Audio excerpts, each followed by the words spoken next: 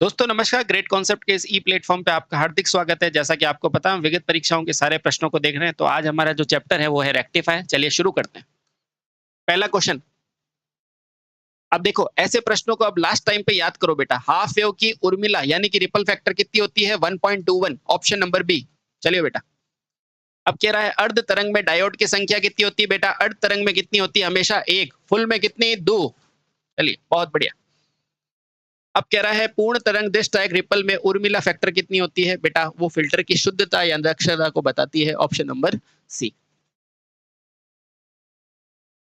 ये लो। ये कह रहा है यदि फुल वेव रेक्टिफायर में इनपुट साइनोसोडल है तो पूछा है रिपल आवृत्ति क्या होगी? तो बेटा हमेशा वो क्या होती है? आधी होती है। किसकी पूछी अपने को? न्यूनतम रिपल आवृत्ति पूछी है, वो हमेशा f/2 होती है बेटा, याद रख लो। ठीक है। एक साधारण तरंग दृष्ट कारक के लिए एकल डायोड निर्मित है। यदि एकल भार में प्रतिरोध एसी में परिवर्तित करे तो क्या हो जाएगा? एक तरंग आगत ज्या होगी और दूसरा धनात्मक या ऋणात्मक। बेटा एक बार इस वीडियो को देख लो और फिर पीडीएफ को एक बार पढ़ लो, आपको याद हो जाएगा। ठीक है। अब कह रहा है अधिक ऊर्जा के लिए निम्न में से कौन से डिस्क्राइज सबसे सस्ता होता है? तो बेटा आपको मरकरी आर्क रेक्टिफायर सबसे सस्ता पड़ता है, ऑप्शन नंबर सी। अब कह रहा है सिलिकॉन में डिस्कारक में कितने होते हैं? तो आपको पता है पूर्ण नियंत्रित के बारे में बात कर रहा है, तो आप ध्यान रखो कितने होंगे? दो। ठीक है। कितनी होगी परतें? दो। देखो सिलिकॉन में होगा तो पीएन ही, दो परत, एक परत और दो परत। ठीक है। अब कह रहा है उस उपकरण को क्या कहोगे जो आवर्ती को बिना परिवर्तित करे प्रत्यावर्ती को सीधे परिवर्तित कर देता है? उसको क्या बोलोगे बेटा? उसको ही बोलोगे प्रत्यावर्ती धारा वोल्टेज नियंत्रक, ऑप्शन नंबर ए। ये देखो बेटा ये दिस्ट लिखा हुआ है इसलिए गलत है ना। अब कह रहा है एक पूर्ण तरंग दृष्ट कारक तुल्यकालिक डीसी के लिए निर्गत विभव क्या होगा बेटा? जस्ट डबल होगा, है ना। कितना होगा? डबल। अब कह रहा है एक पूर्ण तरंग दृष्ट कारक के लिए डायोड के चारों ओर उत्क्रम विभव एक टैप्ड की तुलना में क्या होगा बेटा? वो क्या होगा? दुगना होगा, है ना। दुगना फ्रीक्वेंसी भी करोगे तो डबल हो जाएगी। ठीक है।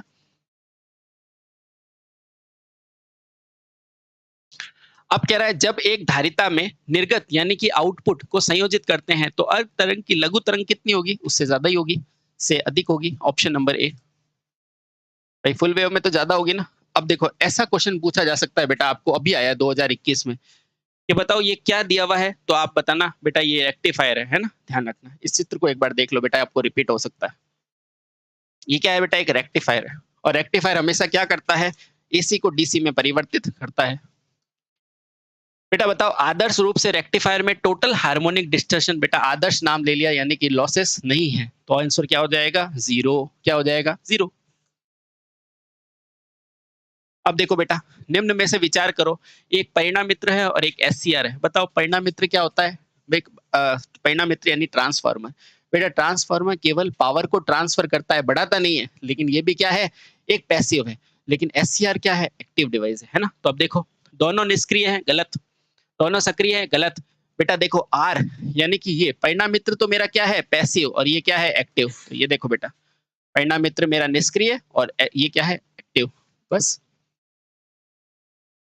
अब इस चित्र को देख के पहचानना ये क्या है कि नीचे दिया गया चित्र बेटा डायोड कितना है? एक, यानी कि ये क्या है? हाफ वेव है। तो फुल वाले हटा दो। अब देखो सिंगल फेज हाफ वेव है या single phase half wave inverter है? इन्वर्टर नहीं बेटा, ये रेक्टिफायर है, ऑप्शन नंबर ए। ऐसे पहचानते हैं। ठीक है।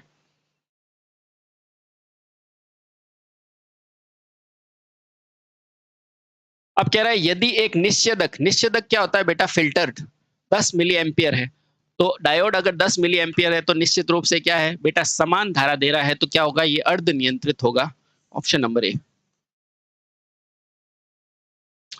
अब कह रहा है निम्न में से प्राचाल पैरामीटर में अर्ध तरंग हाफ वेव में सेतु की तुलना में क्या होता है बेटा? जो पीक इनवर्स वोल्टेज होता है ना, उसके बारे में पूछ रहा है। देखो आओ, पीक इनवर्स वोल्टेज जो होता है ना, वो हाफ वेव में बात करोगे तो कितनी होगा? वीएम होगा, है ना।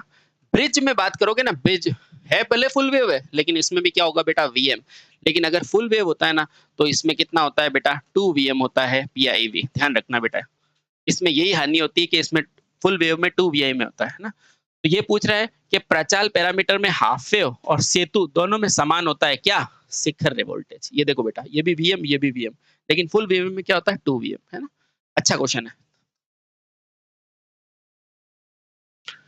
अब कह रहा है एक अर्ध तरंग दृष्टि कारक के अंदर इनपुट 1000 वाट है, तो आउटपुट अगर 400 है, तो बताओ दक्षता।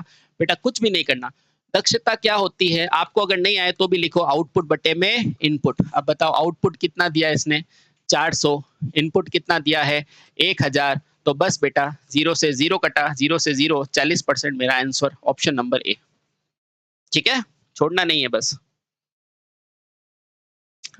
ये कह रहा है एक पूर्ण तरंग दैर्ध्य धारक के अंदर एसी में स्पंद परिवर्तित किया जाता है, तो बताओ कैसी होगी? पूर्ण तरंग जो होती है ना बेटा, उसमें पावर की आवृत्ति जस्ट दुगनी हो जाती है ना, तो आपूर्ति से दुगनी हो जाती है। अब कह रहा है पूर्ण तरंग दैर्ध्य कारक में प्रत्येक डायोड में प्रवाहित औसत धारा क्या होती है? बेटा आधी ऊपर वाली में जाएगी, आधी नेगेटिव में जाएगी, तो औसत धारा आधी आधी बढ़ जाती है। तो लोड में औसत धारा की आधी होती है प्रत्येक में, ऑप्शन नंबर बी। ठीक है, ये वापस वही क्वेश्चन है। देखो, निम्न में से कौन सा पैरामीटर है जो कि सेंटर टैप यानी कि देखो मध्य निकासी यानी कि सेंटर टैप और सेतु में समान नहीं होती? तो बेटा वो प्रतीक वोल्टेज समान नहीं होता। क्यों? क्योंकि सेंटर टैप में जो मेरा पीआईवी होता है वो कितना होता है? 2 VM। और ब्रिज में कितना होता है बेटा? वीएम होता है। ये बराबर नहीं होता पीआईवी, है ना बेटा, यही होता है पीआईवी, पीक इनवर्स वोल्टेज। अब बेटा इस चित्र को तो बच्चा भी बता देगा कि क्या बना हुआ है? ब्रिज बना हुआ है। तो क्या है? Single phase full wave bridge है। ठीक है, चलो अब देखो, ये कह रहा है 3 फेज में कितने डायोड होते हैं? बेटा 3 फेज में डायोड कितने? 6। क्यों? क्योंकि एक फेज के लिए कितने डायोड चाहिए? 2, तो 3 में हो जाएंगे 6, खत्म।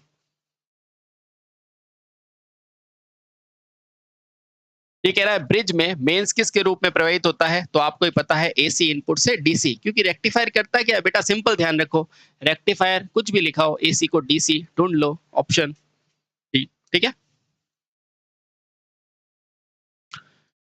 अब कह रहा है इनमें से कौन सा रेक्टिफायर की हानि है? बेटा हानि पूछ रहा है ना, ब्रिज रेक्टिफायर की। तो मुझे पता है ब्रिज रेक्टिफायर में डायोड ज्यादा लगते हैं, बस ये ध्यान है। तो सेतु में दक्षता अर्ध तरंग से दुगनी है, बेटा ये तो लाभ है। अर्ध तरंग की तुलना में डायोड संख्या अधिक है, बेटा यही हानि है, क्योंकि जितने ज्यादा डायोड लगेंगे उतना अपना खर्चा बढ़ेगा। ठीक है, बाकी कोई नहीं, बाकी सारे लाभ है। अब कह रहा है एक पूर्ण तरंग डिश तरंग के अंदर ब्रिज में 15 वोल्ट एसी स्रोत है, 100 वोल्ट से जुड़ा है, तो शिखर मान पूछा है। बेटा मुझे ये बताओ, ये क्या है? Bridge rectifier. क्या है? Bridge rectifier. ब्रिज के अंदर जो पीआईवी होती है ना, वो हमेशा क्या होती है बेटा? वीएम के बराबर होती है। और मैंने आपको जब पढ़ाया था कि वीएम अगर मुझे कभी भी आरएमएस मान दिया हो ना बेटा, आरएमएस, तो वीएम हमेशा क्या होता है? √2 टाइम्स ऑफ वी आरएमएस होता है। हाँ सर, तो बस लिख दो वीएम बराबर, ये हो गया 1.4 और ये कितना है बेटा? 15। देखो 15 का 1.5 गुना लगभग 20 के आसपास आंसर। सॉल्व नहीं करना बेटा, आंसर आ गया बी। ठीक है, चलो अब कह रहा है एक सेतु या ब्रिज रेक्टिफायर के संबंध में कौन सा सही नहीं है? ठीक है, अच्छा, इसके मध्य ट्रांसफार्मर की आवश्यकता नहीं होती है। बेटा अब मुझे बताओ, ब्रिज के अंदर ट्रांसफार्मर की आवश्यकता होती है ना? होती है, तो ये तो सही है। ठीक है, नहीं के हिसाब से ये सही है।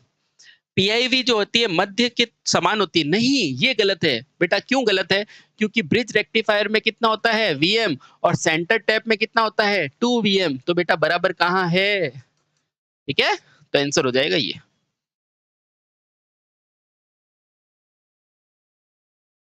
अर्ध तरंग दैर्ध्य कारक में हाफ वेव में चरम प्रतिलोम यानी कि पीक इनवर्स कितना होता है? बेटा वीएम के बराबर होता है ना। अब कह रहा है पूर्ण तरंग में रेक्टिफायर की आवर्त दक्षता कितनी होती है? बेटा 81.2। सबको पता है फुल वेव की दक्षता 81.2।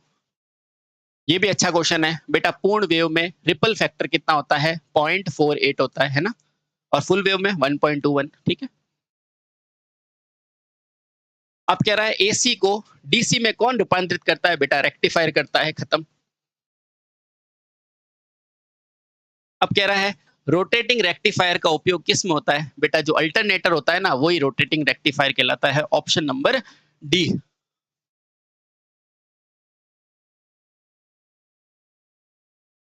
ये फिर से आसान क्वेश्चन है। बताओ हाफ वेव रेक्टिफायर की क्षमता। बेटा 41%, फुल वेव की 81%। ये कह रहा है एक डायोड किस में होता है? बेटा हाफ वेव में होता है। आसान। चलिए बहुत बढ़िया। अब कह रहा है डायोड के रूप में फुल वेव रेक्टिफायर में कितने होते हैं? बेटा हाफ वेव में कितने होते हैं? एक। फुल वेव में कितने होते हैं? दो। तो ऑप्शन नंबर दो, दो डायोड। अब कह रहा है अर्ध नियंत्रित में आरएमएस 10 है, तो पूर्ण तरंग के लिए इसका मान कितना होगा? बेटा सिंपल सी बात है, वीएम बराबर क्या होता है? √2 into V R M S, है ना। √2 यानी कि 1.4 और वीएम कितना है? बेटा 10। सॉल्व करने की जरूरत नहीं, 14 के आसपास आंसर। Option number B. बेटा यही स्पीड आपको रखनी है, ठीक है। अब कह रहा है इनपुट संकेत में चक्र के दौरान एक पूर्ण का कार्य क्या होता है? बेटा पहले धनात्मक और फिर ऋणात्मक। ये रहा ऑप्शन नंबर डी। अब देखो एक ब्रिज रेक्टिफायर के अंदर डायोड कितने होते हैं? बेटा 4 होते हैं, आपको पता है। अब कह रहा है रेक्टिफायर सर्किट में प्रचालन किससे होता है? बेटा डायोड से होता है, ठीक है। अब कह रहा है निम्नलिखित में से कौन सा एसी को डीसी में परिवर्तित करेगा? बेटा संशोधक, संशोधन को ही कहेंगे रेक्टिफायर, ठीक है। ये फिर से आसान क्वेश्चन है। कह रहा है बेटा रेक्टिफायर का क्या है? एसी को डीसी में बदल देने वाला है। Option number A. हाँ। फिर अगला, एक तरंग शीर्ष एक दूसरे से गर्त की दूरी क्या होता है? बेटा ये देखो, ये मेरी एक तरंग है ना, तो एक तरंग से दूसरे तरंग के बीच की दूरी है ना बेटा, इसको कहते हैं वेवलेंथ, तरंग है ना, ध्यान रखना। ऑप्शन नंबर ई।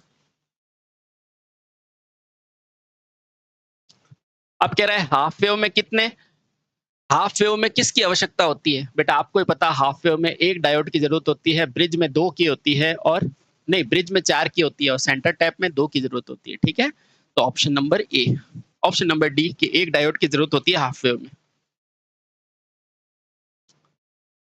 अब कह रहा है अर्ध तरंग डिस्क कारक के ऋणात्मक क्या होता है? बेटा ऋणात्मक होता है रिवर्स बायस, है ना। Option number C. और धनात्मक होता है फॉरवर्ड बायस। आसान, ठीक है। अब ये कह रहा है फुल वेव सेंटर टैप में कितने डायोड चाहिए? तो 2 चाहिए। Option number A. बेटा यही आपको स्पीड रखनी है। अब कह रहा है रूप गुणांक में शिखर गुणांक कैसा होता है? बेटा वर्ग तरंग का होता है। ऑप्शन नंबर, भाई मैंने वर्ग के लिए आपको नहीं बताया था कि वर्ग के लिए चाहे पीक बोले, चाहे आरएमएस बोले, चाहे कुछ भी बोले, उसके लिए मान समान होता है, खत्म बात। अब कह रहा है किसी मरकरी आर्क रेक्टिफायर में एनोड किसका कार्य होता है? बेटा ग्रेफाइट का बना होता है, खत्म। अब कह रहा है आपातकालीन अवस्था में क्या होता है? बेटा ब्रिज रेक्टिफायर प्रयोग में लेते हैं, है ना। अब आसान सा क्वेश्चन है। अब कह रहा है एक ब्रिज रेक्टिफायर में रिपल आवृत्ति क्या होती है? बेटा 2 गुना होती है इनपुट की, 2 गुना। किस वेव का फॉर्म फैक्टर उच्चतम होता है? तो आपको पता है किसका होता है? हाफ वेव का उच्चतम होता है। क्यों होता है? क्योंकि फॉर्म फैक्टर बेटा क्या होता है? आरएमएस बटे में एवरेज, है ना, यही होता है। और एवरेज क्या होता है बेटा? आरएमएस को क्या लिखते हो आप? वीएम बटे में 2, और इस तरह से इसका मान कितना आता है? 2 आता है। ऑप्शन नंबर ई बिल्कुल सही है, ठीक है बेटा, याद कर लो। हाफ वेव का फॉर्म फैक्टर सबसे ज्यादा होता है, कितना होता है? 2 होता है। अब देखो ब्रिज वेव में न्यूनतम कितने होते हैं? बेटा ब्रिज में डायोड कितने होते हैं? 4। तो ऑप्शन मेरा क्या हो जाएगा? बी बिल्कुल सही, ठीक है। चलिए अब ये कह रहा है एक फुल वेव ब्रिज रेक्टिफायर में प्रत्येक में करंट कितनी जाती है? बेटा आधी इनपुट एक में जाती है और आधी दूसरे में जाती है। तो ऑप्शन नंबर बी बिल्कुल सही है, ठीक है। अब ये कह रहा है यदि हाफ वेव में एसी में 12 वोल्टेज आरएमएस है तो डीसी कितना हो जाएगा? बेटा ऐसे क्वेश्चन को कभी भी हल नहीं करते। आप कैसे करोगे? हाफ वेव है और हाफ वेव के लिए हमेशा क्या होती है? लगभग आधी होती है। तो देखो आंसर क्या हो जाएगा? ऑप्शन नंबर ए, ठीक है। आरएमएस पूछा है, वीएम बटे 2 होता है, ठीक है। 6 ऑप्शन नहीं, इसलिए मैंने पहला लगा दिया। अर्ध तरंग डिस्क कारक में द्वितीयक शिखर वोल्टता 20 है, तो बताओ औसत मान कितना होगा? मुझे बताओ शिखर वोल्टता कितनी देर की है? वीएम। तो देखो बेटा इसको ऐसे करते हैं, शिखर वोल्टता का मतलब क्या है? आरंभिक और इसके बीच की दूरी, है ना, यानी कि 2 वीएम। बेटा पूरी क्या है? 20 है, तो ये कितनी होगी मेरे पास? 20। और फिर औसत मान के लिए मैंने आपको डायरेक्ट बता सका है कि एवरेज मान क्या होता है? वीएम का कितना? 0.6 कर दो। तो बेटा देखो आधा कितना हो जाएगा बेटा, 10 नहीं हो जाएगा, तो 10 का 0.6 करोगे तो आंसर 6 के आसपास मेरा आंसर आ जाएगा। ऑप्शन नंबर ए बिल्कुल सही है। कैसे निकाला? पीक टू पीक कितना है 20, तो आधा कितना हुआ 10, तो एवरेज क्या होता है 0.6, खत्म। ठीक है। अब कह रहा है निम्नलिखित में से कौन सा धातु रेक्टिफायर है, तो बेटा जो तारमा ऑक्साइड है वो एक धातु रेक्टिफायर होता है। ठीक है, चलिए। एक डायोड का पीआईवी क्या, शिखर प्रतिलोम वोल्टेज को बताता है, पीआईवी। ठीक है, चलो। अब कह रहा है देखो बेटा कितना बड़ा क्वेश्चन लग रहा है, अब देखो मैं सॉल्व करता हूँ। एक धारितीय फिल्टर में अर्ध तरंग के लिए रेक्टिफायर कितना है, 200 वोल्ट। बेटा वो क्या है, आरएमएस है ना। अब टर्मिनल वोल्टेज, बेटा टर्मिनल पे क्या होता है, वीएम होता है, और वीएम हमारे हमेशा क्या होता है, √2 इंटू आरएमएस, है ना। तो √2 इंटू 200, खत्म। बेटा इसलिए क्वेश्चन को देख के घबराते नहीं है।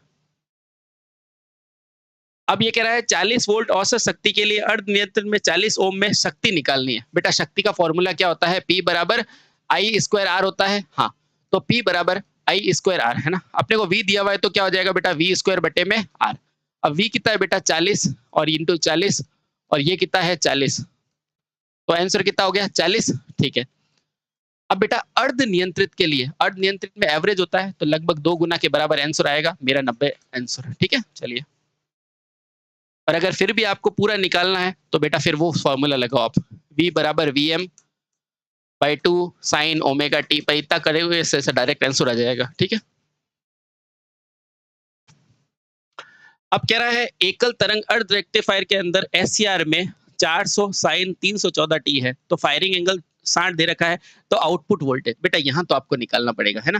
देखो इसका फॉर्मूला क्या होता है, V नॉट बराबर Vm, है ना, साइन V नॉट बराबर Vm साइन ओमेगा। तो इसका फॉर्मूला होता है Vm अपॉन 2 पाई, Vm अपॉन 2 पाई 1 प्लस कॉस अल्फा। बस अब खत्म हो गया।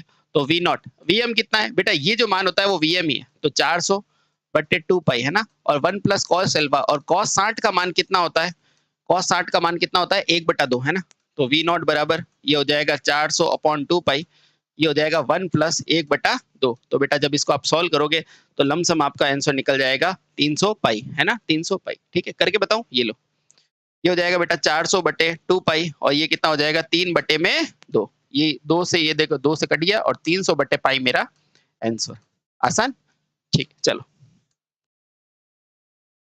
अब ये कह रहा है 415 वोल्ट 3 फेज के अंदर उर्मिला कितनी हो जाएगी, बेटा रिपल कितनी हो जाएगी, 3 गुना हो जाएगी। ऑप्शन नंबर रिपल फैक्टर 3 गुना का डबल, यानी कि 600 हो जाएगी, यानी कि 6 टाइम ऑफ फ्रीक्वेंसी, डायरेक्ट लगा देना आंसर। अब कह रहा है एसी को डीसी में कौन बदलेगा, तो रेक्टिफायर बदलेगा, ऑप्शन नंबर बी। अब कह रहा है निम्नलिखित में से कौन सा धातु रेक्टिफायर है, तो बेटा ये सारे ही धातु रेक्टिफायर की श्रेणी में आते हैं। अब कह रहा है एक एकल फेस अर्ध नियंत्रक में कितने डायोड होते हैं, बेटा एक होता है। अब तो याद हो गया आपको, ठीक है। अब ये कह रहा है यदि लाइन आवृत्ति 50 है तो ब्रिज के अंदर कितना होता है, ब्रिज के अंदर जस्ट 2 गुना होता है 100, और 3 फेज के अंदर 6 गुना, है ना, ध्यान रखना। एक फुल वेव रेक्टिफायर में न्यूनतम कितने डायोड चाहिए, फुल वेव है ना, ब्रिज है, ब्रिज में 4 चाहिए बेटा। अब कह रहा है सुधार या रेक्टिफिकेशन क्या होता है बेटा, उसमें डायोड की जरूरत होती है रेक्टिफायर के रूप में। हाँ, ठीक है। अब कह रहा है निम्नलिखित में से कौन सा रवरती यानी कि नॉइसलेस है, नॉइसलेस कौन देता है बेटा, रेक्टिफायर ऑपरेशन देता है, जो एसी को डीसी में परिवर्तित करता है। अब कह रहा है एसी को डीसी में कौन रूपांतरित करता है बेटा, रेक्टिफायर। तो कौन सा हो जाएगा, रोटेटरी रेक्टिफायर, जो कि मशीन की आवश्यकता होती है जिसमें। ठीक है। अब कह रहा है अधिकतम सुरक्षित रेक्टिफायर में अचालक एनोड और कैथोड किससे सुरक्षित होता है बेटा, पीक इनवर्स वोल्टेज से होता है। डेफिनेशन बेस्ड आंसर है। अपने को कह रहा है करंट की अधिकतम मान में रेक्टिफायर के माध्यम क्या प्रवाह होता है बेटा, पीक वोल्टेज प्रवाहित होता है, तो पीक प्लेट विद्युत प्रवाह प्रवाहित होता है। अब कह रहा है पूर्ण वेव शोधक के लिए रेक्टिफायर की अवधि का डिस्चार्ज क्या होता है बेटा, हमेशा रिवर्स बायस में लिया जाता है, तो ऑप्शन नंबर डी। ये क्या दिया बेटा, मेटल रेक्टिफायर में हानियां क्या होती है, कम होती है, जहां भी हानियां कम हो जाएगी इलेक्ट्रिकल में दक्षता उच्च होती है, ऑप्शन नंबर बी। अब ये क्वेश्चन बड़ा प्यारा है, देखो एक पूर्ण तरंग के अंदर 200 साइन ओमेगा टी एसी की आवृत्ति है, 10 ओम प्रतिरोधी है तो दक्षता कितनी है? तो बेटा इसको कैसे करोगे? इसके लिए दक्षता देखो, मैं आपको बताता हूँ बेटा, रेक्टिफायर की दक्षता हमेशा 80 से 85 के बीच में होती है। एक ही ऑप्शन है, ऑप्शन नंबर ए, ठीक है? अब ये कह रहा है हाफ वेव के अंदर दक्षता कितनी होती है बेटा? 40.6। ये याद करने वाले प्रश्न है। ये क्वेश्चन बड़ा प्यारा है बेटा। ये कह रहा है संधारित्र में अर्ध तरंग के अंदर रिपल फैक्टर कितना होता है? बेटा 2√3 एफ और आर सी। बेटा याद कर लेना, 2√3 का कोफिशिएंट होता है। ये सेम क्वेश्चन है। वहां पे क्या था बेटा? संधारित्र में हाफ वेव में क्या होता है? 2√3 और फुल वेव में क्या होता है? 4√3। ध्यान रखना बेटा। तो आंसर क्या हो जाएगा? डी। ये होता है हाफ वेव, ये होता है फुल वेव, ठीक है? अब ये कह रहा है फुल वेव में पीआईवी कितना होता है? आपको पता है 2 वीएम होता है। ब्रिज में कितना होता है? वीएम होता है, ठीक है? चलो, अब ये कह रहा है निम्नलिखित में से सेंटर टेप में कितने डायोड होते हैं? तो बेटा 2 होते हैं। Option number A. अब ये कह रहा है दिष्ट तायक के लिए कैपेसिटर का कार्य क्या होता है? रिपल को दूर करना। ऑप्शन नंबर सी, ठीक है? अब कह रहा है बैटरी चार्जर में क्या यूज लेते हो? तो बेटा रेक्टिफायर यूज लेते हो। क्यों? क्योंकि बैटरी चार्ज करने के लिए डीसी की जरूरत होती है। चलो, अब ये कह रहा है अर्ध वेव में 200 आरएमएस है, स्टेप डाउन में 4:3 है, तो वोल्टेज ड्रॉप कितना हो जाएगा? बेटा हमेशा देखो आरएमएस में होगा, और आरएमएस हमेशा क्या होता है? 0.707। कितना होता है? 0.707। तो आंसर हो जाएगा 70, ठीक है? अब ये कह रहा है रेक्टिफायर में एलईडी में कन्वर्टर में क्या डालता है? तो बताओ कन्वर्टर में क्या डाला जाता है? तो बहुत निम्न शक्ति गुणांक के उपकरण को लिया जाता है, ठीक है? ये सब डेफिनेशन बेस है बेटा। अब कह रहा है अर्ध नियंत्रित में केवल क्या होता है? तो बैटरी चार्ज होता है। क्यों? बैटरी चार्ज करने के लिए डीसी की जरूरत होती है। Option number B. बैटरी का मूल कार्य क्या होता है? सिंपल सी बात है, एसी को डीसी में बदलना रेक्टिफायर का मूल कार्य होता है। ये लो बेटा, फिर से आसान क्वेश्चन कि अर्ध नियंत्रित के अंदर अधिकतम दक्षता अब आपको याद हो चुकी है, कितना होता है? 46। और फुल वेव के लिए कितना होता है? 81, ठीक है? अब देखो कौन सा उपकरण एसी को डीसी में बदलता है? तो वो है आपका कैपेसिटर, ठीक है? चलिए, और ब्रिज रेक्टिफायर में कितने डायोड की जरूरत होती है? तो 4 डायोड की जरूरत होती है। तो दोस्तों इस प्रकार से हमने आपके रेक्टिफायर के तमाम क्वेश्चन को बहुत कम समय में आपको बता दिया। तो बस हंसते रहे, मुस्कुराते रहे और अपने लक्ष्य की तरफ आगे बढ़ते रहे। भारत माता की जय, वंदे मातरम।